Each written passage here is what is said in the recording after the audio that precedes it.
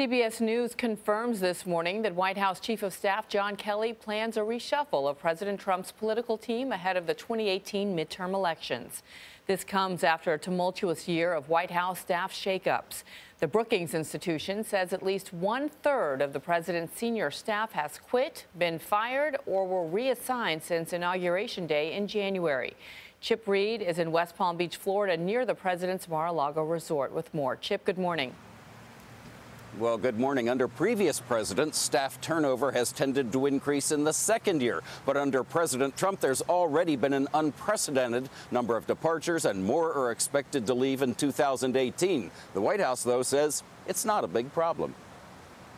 This administration is running like a fine-tuned machine. That was President Trump just days after the first major resignation of a White House senior staffer, National Security Advisor Michael Flynn. General Flynn is right over here. Put up your hand, Mike.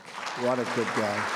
The president's praise became the kiss of death in February when he learned that Flynn lied to the vice president about his communications with the Russians. Over the summer, more firings and resignations rippled through the West Wing.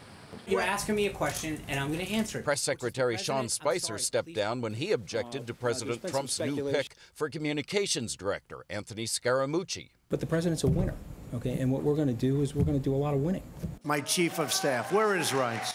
Chief of Staff Reince Priebus resigned after Scaramucci told a reporter that Priebus was a leaker and a liar.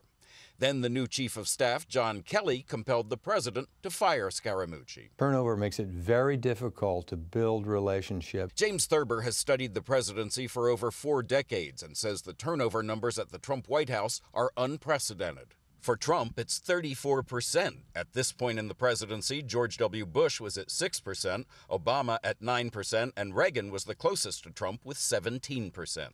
If the team keeps changing and you keep bringing people in and you have to train them, it is very disruptive. But Thurber says the hiring of Chief of Staff John Kelly smoothed out the West Wing.